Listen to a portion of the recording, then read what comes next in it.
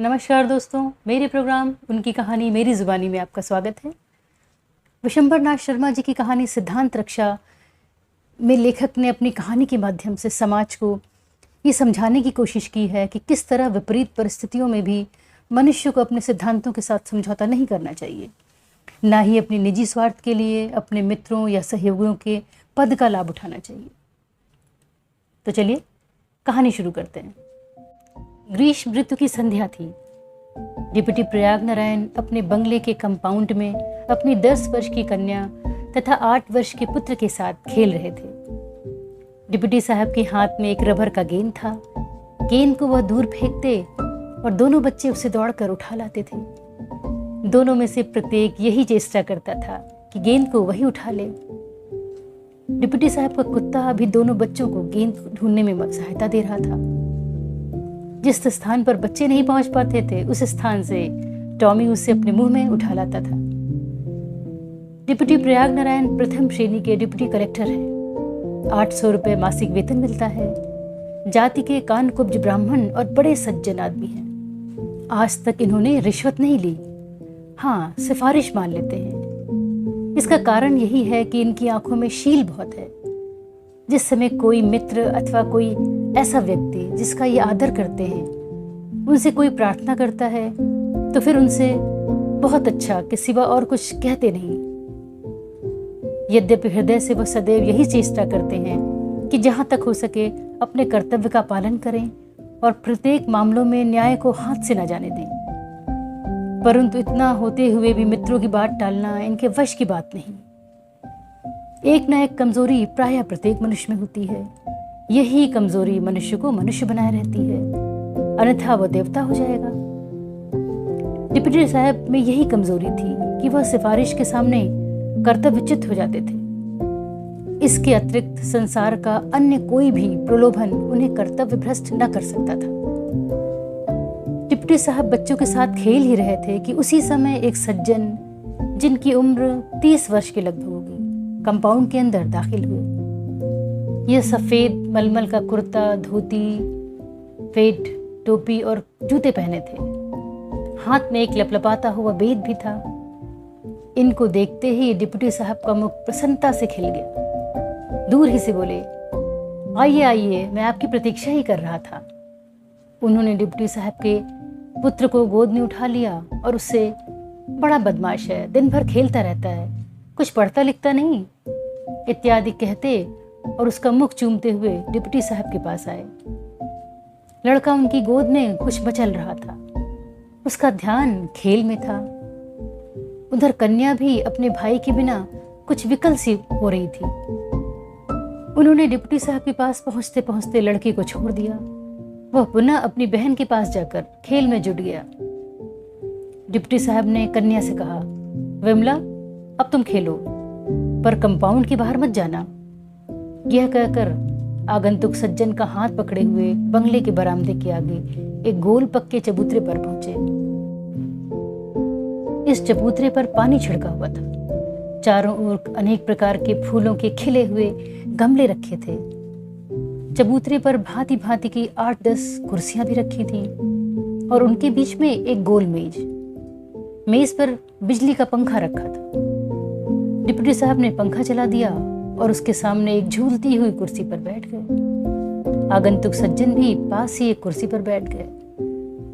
Deputy साहब ने कहा, आज कचहरी में जरा जल्दी फुर्सत पा गया था, इसलिए 3 बजे ही आ गया। मित्र ने कहा, मुकदमे कम रहे होंगे? डिप्टी साहब, हाँ, आज केवल 2 ही केस थे। यदि दोनों केस का पूरी हियरिंग होती तो शायद जल्दी फुर्सत ना मिलती, परंतु एक केस में मुदालेह ने मोहलत मांग ली, इसलिए समय की बचत हो गई। मित्र, जरा एक गिलास जल मंगवाइए। डिप्टी साहब, खाली पानी या शरबत? मित्र, वाह, नेकी और पूछ पूछ। डिप्टी साहब ने आवाज दी, रतन सिंह। बरामदे में एक बेंच पर बैठे हुए चपरासी ने कहा, हुजूर। डिप्टी साहब, देखो, किसी आदमी से कहो 2 गिलास शरबत बना लावे, खस का वर्ग जरा ज्यादा होना चाहिए। बहुत अच्छा कहकर चपरासी शरबत का प्रबंध करने चला गया। डिप्टी साहब, आज गर्मी कुछ ज़्यादा ही है। मित्र, हाँ काफ़ी गर्मी है, मगर आपको गर्मी की क्या परवाह।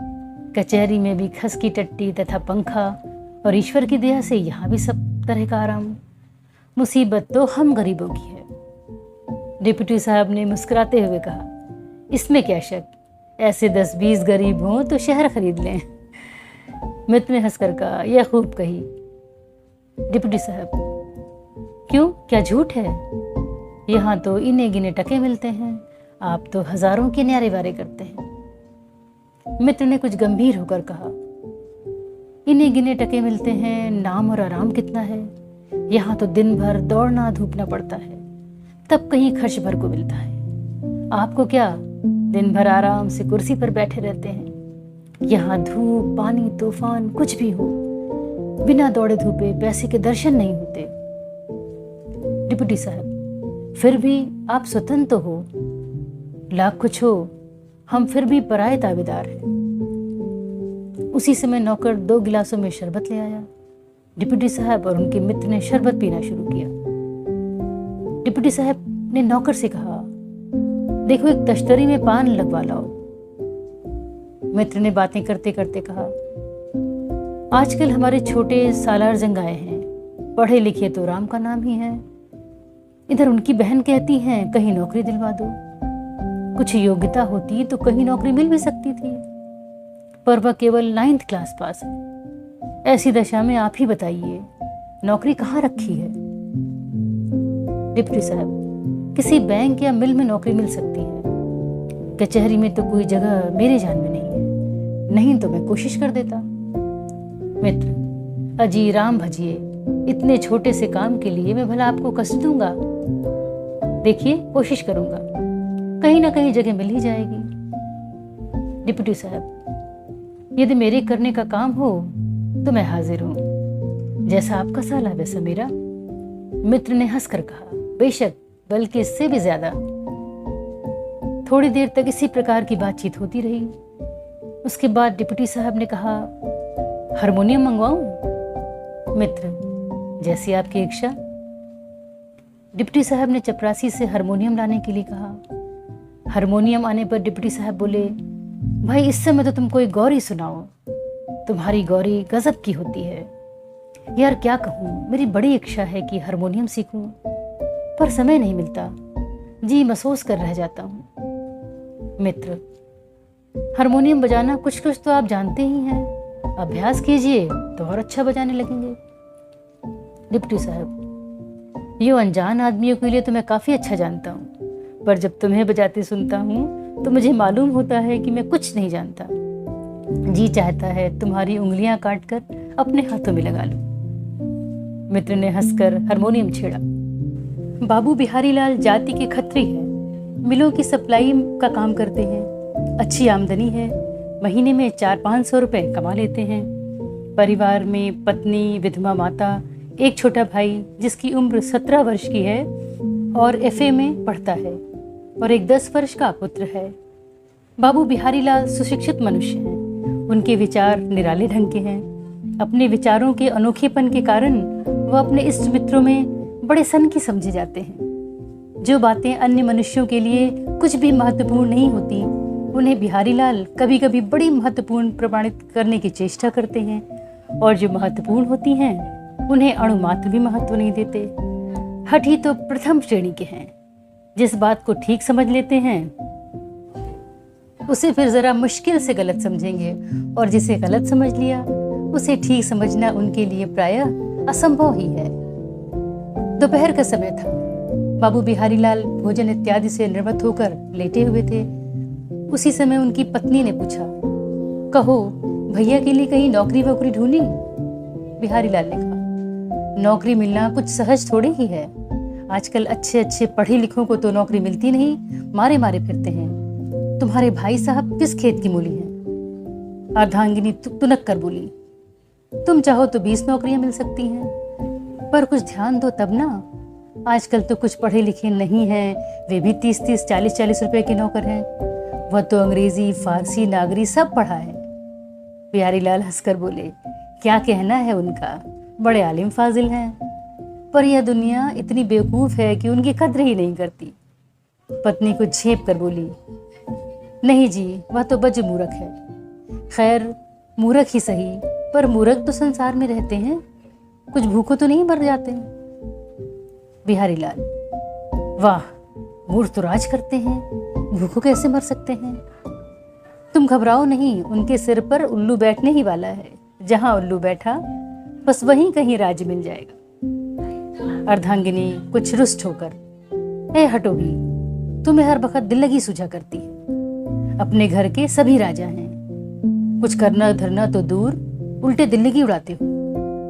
वह बेचारा तो ना जाने कितनी आस लगाकर तुम्हारे पास आया है, और तुम्हारे कान पर जू नहीं रेंगती। जो कुछ नहीं करना है तो साफ साफ जवाब दे दो, अपने घर जाए। मुझे ये लगी लिपटी बातें अच्छी नहीं लगती।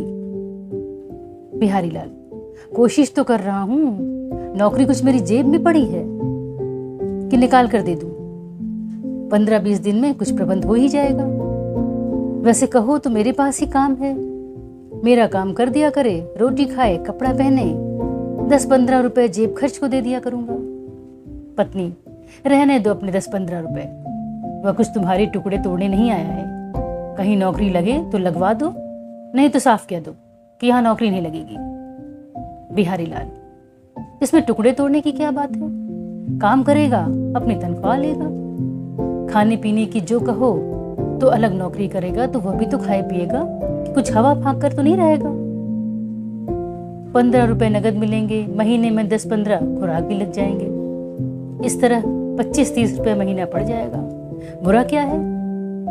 25-30 से अधिक कहीं दूसरी जगह भी तो नहीं मिलेंगे। पत्नी, दूसरी जगह के 25-30 ठीक है, पर अपने यहाँ के 40-50 नहीं।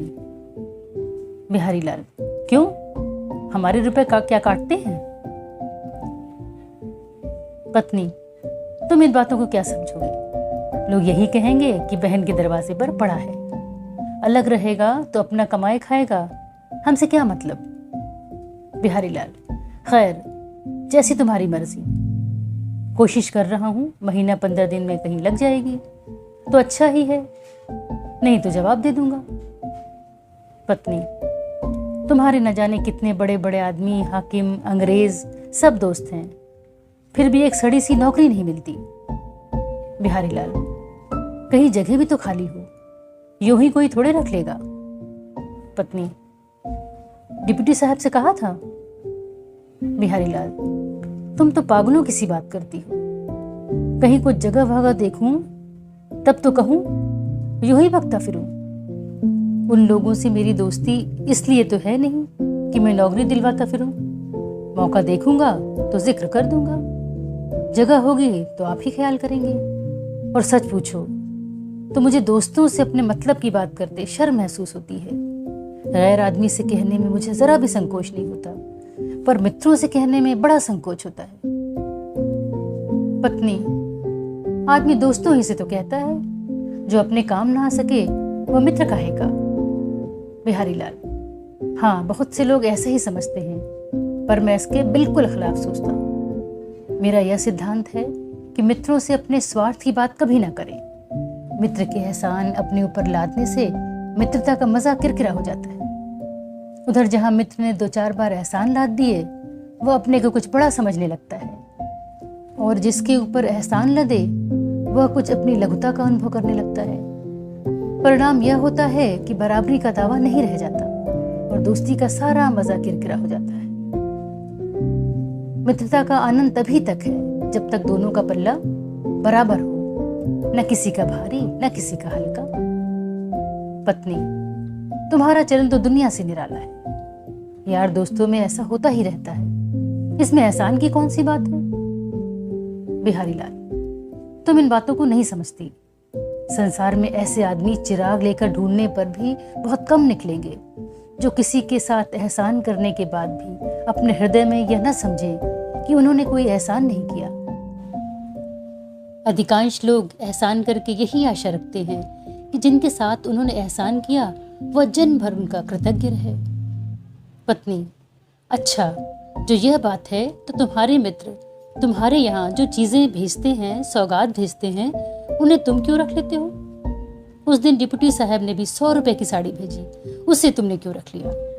तुम ही कहते थे कि तुम्हारे किसी अंग्रेज मित्र ने तुम्हें किसी मिल में काम दिलवा दिया था। यह सब क्या एहसान नहीं है? बिहारी लाल, कभी नहीं। डिप्टी साहब ने साड़ी भेजी, अपनी खुशी से भेजी। मैंने उनसे याचना नहीं की थी। उन अंग्रेज ने जो मेरा माल सप्लाई का काम मिल में लगवा दिया, वह भी अपनी इच्छा से ही। मैंने उनसे प्रार्थना नहीं की थी। एहसान तो उस समय लगता है जब मैं उनसे प्रार्थना करता। उन्होंने जो कुछ किया मित्रता का कर्तव्य समझकर किया। इसमें मैं उनका जरा भी एहसान मानने के लिए तैयार नहीं। मुझसे जो होता है मैं भी उनकी सेवा कर देता हूँ, और वह मित्र का कर्तव्य ही समझकर करता हूँ। उनके ऊपर कोई एहसान नहीं लाता।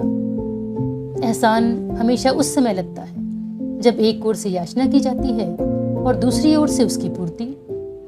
जहां याचना नहीं वहां एहसान नहीं। पत्नी, तुम्हारी बातें मेरी समझ में नहीं आती। बिहारी लाल, तुम्हारी समझ में क्या आवेगी जब बड़े बड़े सुशिक्षित कहलाने वाले पुरुषों की समझ में नहीं आती? तब तुम एक बेपढ़ी लिखी स्त्री होकर उन्हें क्या समझोगी? पत्नी, इसीलिए लोग तुम्हें सन की कहते हैं। बिहारी लाल, सन की कहें, पागल कहें, कहने दो। संसार में अधिकांश मनुष्य दूसरों को सन की, पागल अथवा मूर्ख समझते हैं। प्रत्येक मनुष्य यह चाहता है कि जिस दृष्टिकोण से वह संसार को देखता है उसी दृष्टिकोण से सब लोग देखें। यह भी एक प्रकार का पागलपन ही है। जो लोग मुझे पागल समझते हैं उन्हें मैं भी पागल समझता हूँ। हिसाब किताब बराबर हो गया। पत्नी, खैर, जो तुम ठीक समझो करो। मैं तो केवल इतना ही कहती हूँ कि उसकी नौकरी कहीं लग जाए तो अच्छा। आगे हरी इच्छा। अंत को बाबू बिहारी लाल के प्रयत्न से एक मिल में माधव प्रसाद की नौकरी लग गई। मिल में एक विभाग कपड़े की फुटकर बिक्री का था। उसी में माधव प्रसाद को काम मिल गया। फुटकर बिक्री के रुपए उनके पास रहते थे। दिन भर में जो बिक्री होती वह शाम को बड़े खजांची के पास जमा कर देनी पड़ती थी। वेतन 50 रुपये मासिक था। बाबू बिहारी लाल उस मिल के ऑर्डर सप्लायर थे, इसलिए उनकी सिफारिश और जमानत से माधव प्रसाद को ऐसी बढ़िया जगह मिल गई थी। माधव प्रसाद की उम्र 23-24 वर्ष की थी। नवयुवक होने के कारण हजरत शौकीन मिजाज भी थे। नौकरी लगने के 1 महीने बाद तक तो वो बिहारी लाल के साथ ही रहे। फिर उन्होंने अपना एक मकान अलग ले लिया। बिहारी लाल ने इस पर आपत्ति की। अपनी पत्नी से बोले, यह अभी नौजवान आदमी ठहरा, इसे अपने ही साथ रखो। जब इसकी औरत आ जाए तब चाहे अलग रहे, पर अभी अलग रहना ठीक नहीं। उनकी पत्नी ने कहा, रहने दो, क्या हर्ज है, कुछ बच्चा तो है नहीं, अपना बनना बिगड़ना सब समझता है। अलग रहने से कुछ साहस बढ़ेगा, संसार का अनुभव होगा, कोई डर की बात नहीं। एक ही शहर में तो हैं, तुम खबर लेते रहना। एक दफे वो रोज यहाँ आया ही करेगा, फिर खटका काहे का। पत्नी के कहने से बाबू बिहारी लाल चुप हो गए, पर उन्हें माधव प्रसाद का इस प्रकार अलग रहना अच्छा नहीं लगा। इधर माधव प्रसाद 2-3 महीने तक तो ठीक रहे। उसके बाद क्रमशः उनका स्वभाव बिगड़ने लगा। वेश्याओं के अड्डे में पहुंचने लगे, थिएटर बायोस्कोप भी खूब देखने लगे। दुर्भाग्य से उन्हें मित्र भी ऐसे मिले जो परले सिरे के धूर्त थे। उनका काम ही यह था कि संसार के अनभिज्ञ नवयुवकों को फंसाकर उनके खर्चे से गुलछर्रे उड़ावे।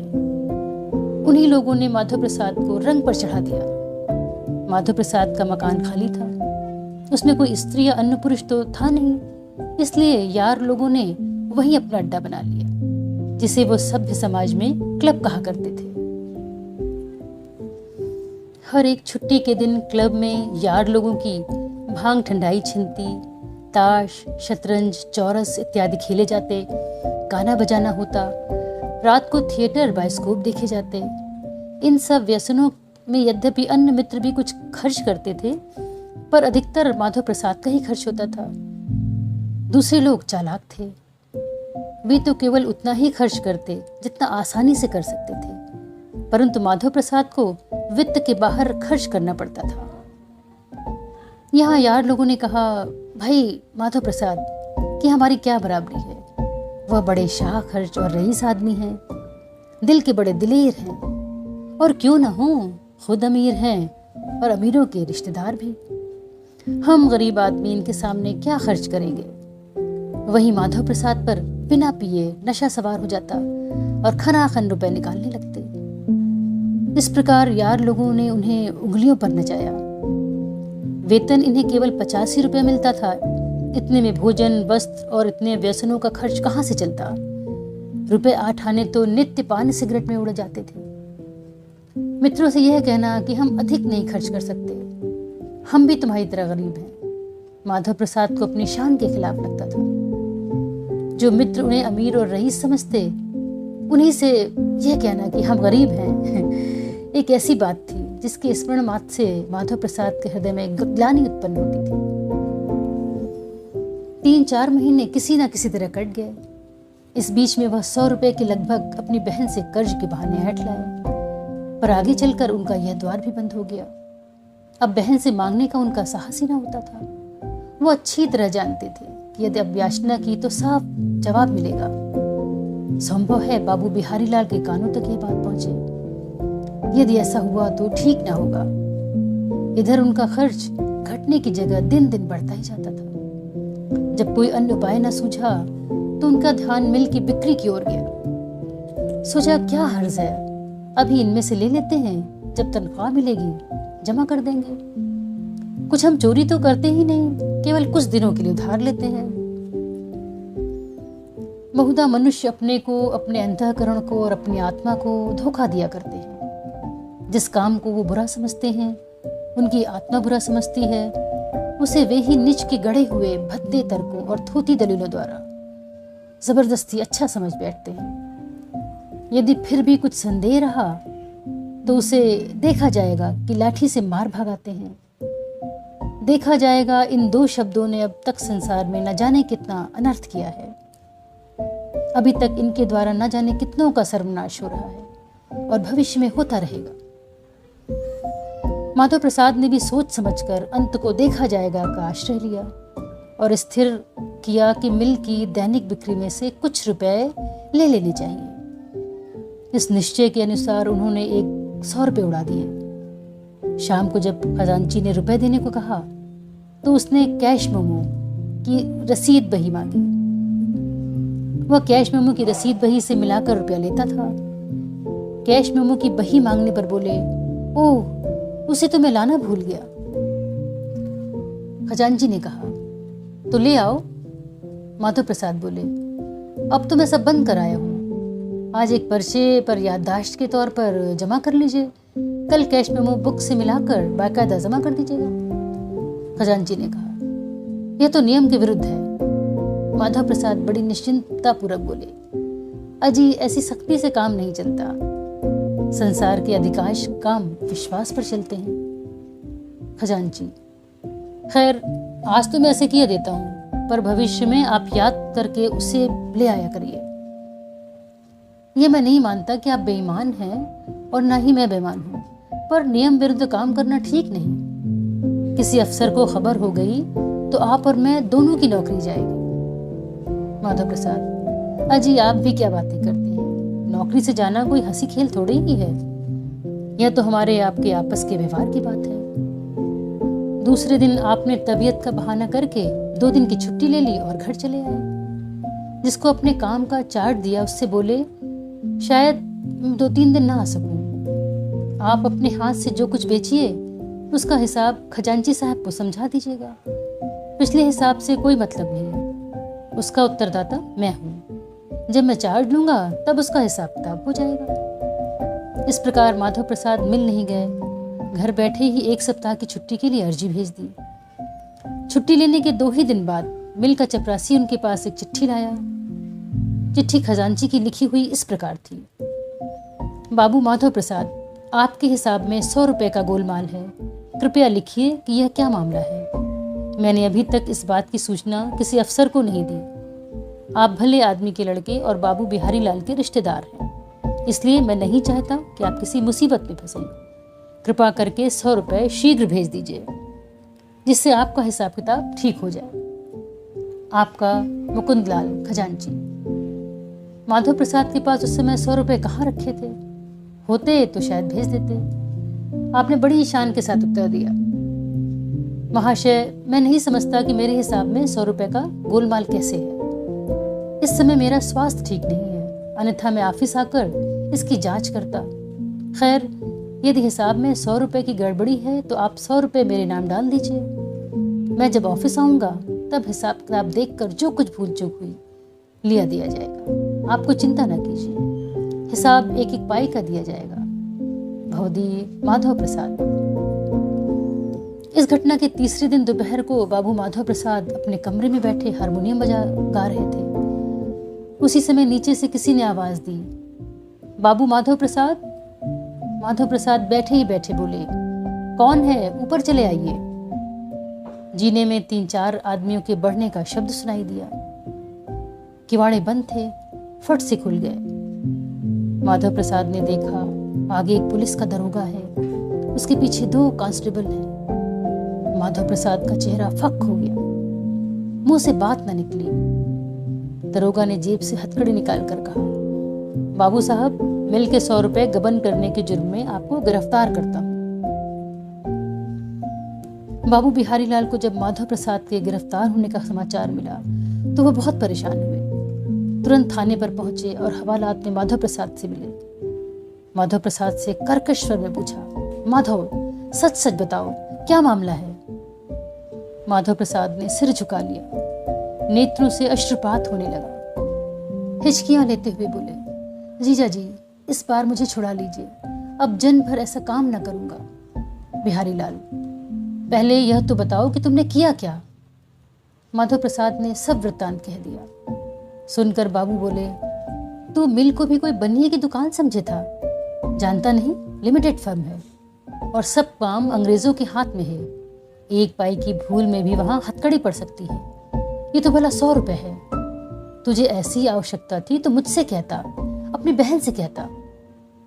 माधव हाथ जोड़कर, जीजा जी, इस बार मुझे बचा लीजिए, छुड़ा लीजिए। बाबू बिहारी लाल ने जमानत देकर माधव प्रसाद को छुड़ा लिया। बाबूलाल की अर्धांगिनी ने जब यह समाचार सुना तो बहुत रोई और पति से बोली, माधव को जैसे बने छुड़ाना ही होगा। हाय भगवान, मैं अम्मा और बाबूजी को कैसे मुंह दिखाऊंगी?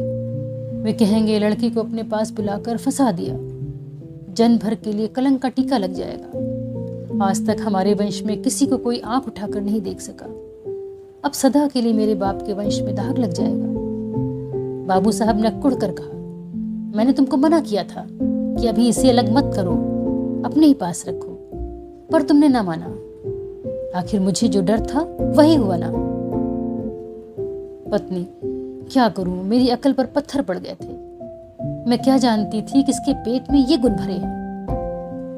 अब तो जो होना था हो चुका, अब इसके छुड़ाने की फिक्र करो। जो इसे कुछ हो गया तो मैं जहर खा लूंगी। बाबू बिहारी लाल बड़े चिंतित हुए। उसी समय मिल के मैनेजर के पास दौड़े गए। मैनेजर नया आदमी था, वो बाबू साहब से भली भांति परिचित न था। पुराना मैनेजर बाबू साहब का बहुत आदर करता था। यदि वह होता तो बाबू साहब को इतनी चिंता न होती, परंतु 2 मास हुए वह चला गया था। उसके स्थान पर एक नया अंग्रेज आया था। बाबू साहब उससे मिले। पहले तो बड़ी रुखाई से पेश आया, परंतु जब उसे मालूम हुआ कि बाबू साहब मिल के सप्लायर हैं तो कुछ नरमी से बोला, यदि आप मामला पुलिस के हाथ में जाने से पहले मुझसे मिलते तो संभव है मैं कुछ कर सकता था, पर अब मैं मजबूर हूं। बाबू साहब, अब भी आपका मुकदमा वापस ले सकते हैं। मैं तो 100 रुपये तुरंत जमा किए देता। यदि आप कहें तो जुर्माने के तौर पर मैं कुछ दे सकता हूं, पर आप मुकदमा उठा लीजिए। मैनेजर, मुझे खेद है कि मैं ऐसा नहीं कर सकता। मैं पुलिस को केस दे चुका हूं। अब जो कुछ कानून करेगा वही होगा। क्षमा कीजिए, मेरे पास अधिक समय नहीं है। अच्छा, सलाम। बाबू साहब अपना समूह लेकर लौट आए। माधव प्रसाद का मामला डिप्टी प्रयाग नारायण के इजलास में पेश हुआ। डिप्टी साहब ने इत्मीनानी सबूत देकर जुर्म लगा दिया और तारीख डाल दी। बाबू बिहारी लाल के शहर के एक प्रसिद्ध वकील पैरवी के लिए खड़े हुए। वकील ने माधव प्रसाद के केस का अध्ययन कर बाबू साहब से कहा, मामला जरा संगीन है, मुस्लिम के खिलाफ सबूत पूरा है, साफ साफ है। 20 तारीख को 556 रुपए की फुटकर बिक्री हुई, उसमें से मुजरिम ने केवल 456 जमा किए। खजांची ने कैश मेमो बुक मांगी तो बहाना बना दिया। दूसरे ही दिन 2 बजे छुट्टी ले ली। उस समय भी उसने यह प्रकट नहीं किया कि 100 रुपए लिए हैं। इसके बाद बीमारी का बहाना बनाकर घर बैठा रहा। खजांची ने उसे हिसाब में गड़बड़ होने की सूचना दी। उस पर उसने यह लिख दिया कि जो कुछ कमी हो मेरे नाम लिख दो। इन सब बातों से बदनीयती पूरे तौर से साबित होती है। बाबू साहब दुखी होकर, तो फिर क्या होगा? वकील, अब इसके सिवा और कुछ नहीं हो सकता कि अदालत को यह सुझाया जाए कि मुजरिम एक शरीफ खानदान का लड़का है, नौजवान और अनुभवहीन है। उसने जो कुछ किया वो बदनीयती से नहीं बल्कि अपनी बेवकूफ़ी समझकर कि ऐसा करने में कोई हर्ज नहीं। संभव है अदालत की समझ में ये बात आ जाए और वह प्रथम अपराध के कानून के अनुसार मुजरिम को चेतावनी देकर छोड़ दें। बाबू साहब, ऐसा हो जाए तो बड़ा अच्छा होगा। वकील, कोशिश यही की जाएगी, अदालत की मर्जी पर है। अदालत ऐसा करने के लिए कानूनन मजबूर नहीं है। बाबू साहब, खैर जो ठीक समझिए कीजिए, जहाँ तक हो सके छुड़ाने का पूरा प्रयत्न कीजिए।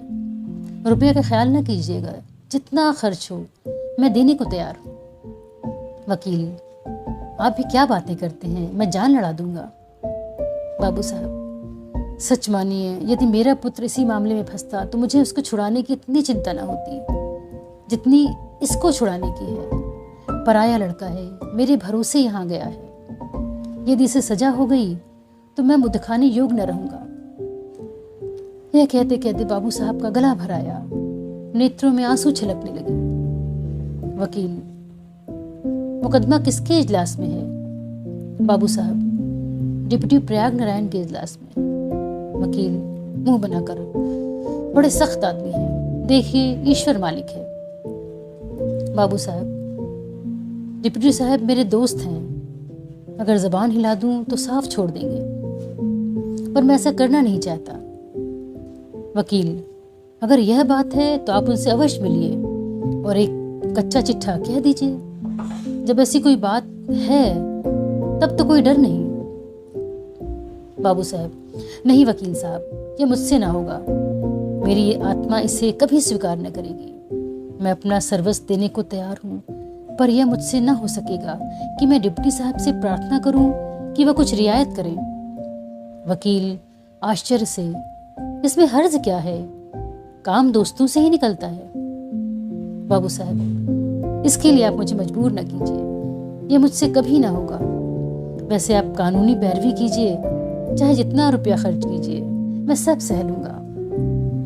वकील, बाबू साहब क्षमा कीजिए, यदि आपका लड़का होता तो आप ऐसी बात कभी ना कहते। इतना सुनते ही बाबू साहब का मुख तमतमा उठा, नेत्र लाल हो गए। उन्होंने वकील साहब पर तीव्र दृष्टि डालकर कहा, वकील साहब, यदि मेरा लड़का होता तो मैं उसके लिए वकील भी खड़ा न करता। यह मेरा सिद्धांत है कि जो अपराध करे उसे दंड अवश्य मिलना चाहिए। उसको बचाने की चेष्टा करना अधर्म है। केवल यह विचार से कि यह दूसरे का लड़का है और उसके माँ बाप ने यह विश्वास करके कि मैं उसकी पूर्ण रक्षा करूंगा उसे मेरे पास भेजा था। केवल इसी विचार से मैं इतना कर रहा हूँ कि उसके लिए अपना सर्वस्व देने को तैयार हूँ। मैं अपने एक सिद्धांत से तो गिर ही गया कि यह जानते हुए भी कि वह अपराधी है, मैं उसके बचाने का प्रयत्न कर रहा हूँ। मेरे लिए केवल इतना पतन बहुत है, इतना ही त्याग काफी है। परंतु इसके साथ ही मैं अपने दूसरे सिद्धांत से कभी नहीं गिर सकता, चाहे मेरे प्राण ही क्यों न चले जाएं। वकील साहब ने बड़े आश्चर्य से बाबू साहब की ओर देखकर मन में कहा, यह व्यक्ति कुछ पागल मालूम होता है। साधारण सी बात को लेकर इतना बड़ा रूप दे रहा है, अपना सर्वस्व देने को तैयार है। परंतु टके भर की जबान नहीं हिलाई जाती, जबकि एक दोस्त की हैसियत से यह काम करने का पूरा हक रखता है। प्रगट में बोले, खैर जैसे आपकी इच्छा, मुझसे जो हो सकेगा। उठा न रखूंगा। आगे मुजरिम की किस्मत। जिस समय बिहारी बाबूलाल की पत्नी को मालूम हुआ कि मुकदमा डिप्टी प्रयाग नारायण के इजलास में है, उसी समय उन्होंने पति से कहा, डिप्टी साहब के यहाँ है तो फिर कौन चिंता, तुम उनसे जाकर कहो, उनके हाथ छोड़ो, खुशामद करो, तुम्हारी बात तो कभी नहीं टालेंगे। इतने दिनों की दोस्ती किस दिन काम आएगी। बाबू साहब ने पत्नी की बात सुनकर बड़े दुख से उसकी ओर देखा और मन ही मन सोचा, यह मेरी पत्नी है। पति के ऐसे विचार और पत्नी के ऐसे आकाश पाताल का अंतर मुझसे हाथ जोड़ने और खुशामद करने के लिए कहती है। बोले, मैं हाथ जोड़ूं और खुशामद करूं किसकी? उससे जिससे अब तक मेरा बराबरी का दावा रहा है, जिससे मैं कभी किसी बात में दब कर नहीं रहा, हंसी मजाक में भी उससे बराबर मुंह तोड़ जवाब देता हूं, जिसको मैंने आज तक यह नहीं समझा कि वो डिप्टी कलेक्टर है, उसकी खुशामद करूं। क्या ऐसा करने के बाद मेरी आंखें उनके सामने उठ सकेंगी? फिर क्या मैं उतनी निर्भीकता के साथ उनसे बातचीत कर सकूंगा? खुशामद करना तो दूर, मैं उनसे इसका जिक्र तक ना करूंगा, बल्कि जब तक मुकदमे का फैसला ना हो जाए मैं उनके पास तक न फटकूंगा। पत्नी, अच्छी बात है, तो अपनी लाश शर्म लिए बैठे रहो। मैं अपने आप डिप्टी साहब के पास जाऊंगी और कहूंगी, तुम समझते हो कि तुम्हारी ही डिप्टी साहब से दोस्ती है, मेरा भी उनकी पत्नी से बहन चारा है, मेरी बात वह कभी न टालेंगी। बाबू साहब के तन बदन में आग लग गई, दांत पीसकर बोले, यदि तुमने ऐसी मूर्खता की तो लौट कर मुझे जीवित न पाओगी, याद रखना। जानती हो इससे डिप्टी साहब क्या समझेंगे? वो सोचेंगे कि बिहारी लाल का स्वयं आकर कहने का साहस ना हुआ, इस कारण अपनी जोरू को भेजा। यदि तुम्हें भाई मुझसे अधिक प्यारा है तो खुशी से करो, मैं मना नहीं करता, पर मुझसे हाथ धो लेना। मैं गिरधारी की शपथ खाकर कहता हूँ कि लौटकर मुझे मुड़ता पाओगी। यह कहकर बाबू साहब पत्नी के सामने से झपट कर चले गए। वह स्तब्ध बैठी रह गई। नियत तिथि पर मुकदमा पेश हुआ। माधव प्रसाद के वकील ने बहुत कुछ प्रयत्न किया, बड़ी बहस की, नजीरें पेश की, जिनमें बहुत से अभियुक्त केवल प्रथम अपराध की बिना पर छूट जाते हैं, पर डिप्टी साहब ने कहा वे नजीरें इस मामले में लागू नहीं होती। कोई ऐसी नजीर दीजिए जो इस केस में लागू हो सके।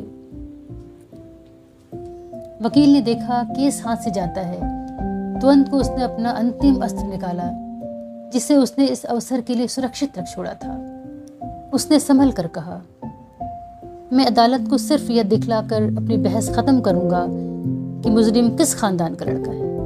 मुजरिम एक निहायत शरीफ खानदान का है, उसका चाल चलन अब तक निहायत अच्छा रहा। वह शहर के एक निहायत बाज़त और आला खानदान के आदमी का रिश्तेदार है। अदालत को वाज़ेह हो कि मुजरिम बाबू बिहारी लाल का साला है, जो शहर के एक खास आदमी है। डिप्टी साहब चौंक गए। वकील ने अपनी बात का प्रभाव देखने के लिए डिप्टी साहब के मुंह की ओर ध्यान से देखा। उन्हें चौंकते देखकर उसके होंठों पर मुस्कुराहट की एक हल्की रेखा दौड़ गई। डिप्टी साहब ने पूछा, मुजरिम बाबू बिहारी लाल का साला है? वकील, हुजूर, बाबू बिहारी लाल ने ही अपनी सिफारिश से उसे मिल में नौकर रखवाया था और उन्होंने ही जमानत पर मुजरिम को रिहा कराया। वही मुजरिम की जानिब से पैरवी कर रहे हैं। डिप्टी साहब, क्या बाबूलाल इस बात को अदालत के सामने तस्लीम कर सकते हैं? वकील, बिला शक, मैं अभी मुहर्रिर को भेजकर उन्हें अदालत के सामने पेश करता हूँ। बाबू बिहारी लाल बाहर बड़ी बेचैनी के साथ फैसले की प्रतीक्षा कर रहे थे। वह शर्म के मारे इजलास में नहीं आए थे। मुहर्रिर ने उनसे आकर कहा, चलिए, अदालत ने आपको तलब किया है। बाबू बिहारी लाल का चेहरा फक हो गया। करते क्या? चुपचाप सिर झुकाए अदालत के सामने आए। डिप्टी साहब ने उनकी ओर देखकर कहा, मुजरिम आपका कौन है? बाबू साहब, मेरा छोटा साला है। डिप्टी साहब, क्या आपने ही मुजरिम को मिल में नौकर रखवाया था? जी हुजूर। जी हुजूर कहते समय बाबू साहब का शरीर पसीने पसीने हो गया, पर करते क्या, अदालत के नियम से विवश थे। डिप्टी साहब, आप मुजरिम की जानिब से पैरवी कर रहे हैं? बाबू साहब, जी हुजूर। डिप्टी साहब, इस शहर में मुजरिम आपके ही संरक्षण में है?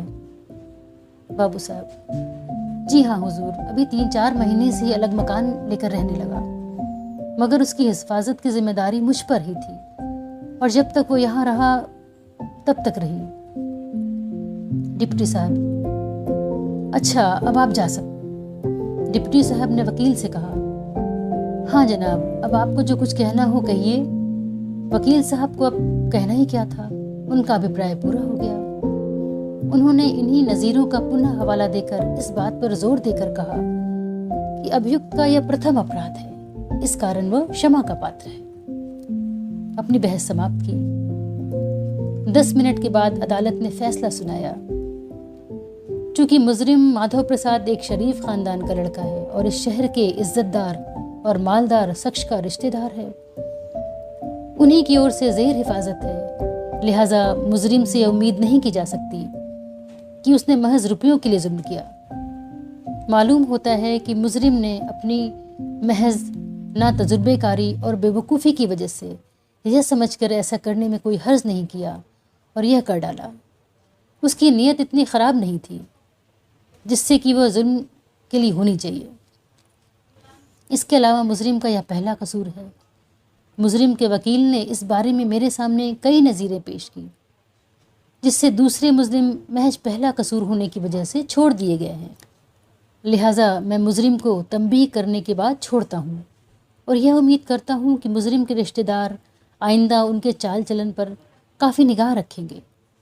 मिल के 100 रुपये मुजरिम मिल को 1 हफ्ते के अंदर अदा कर दे।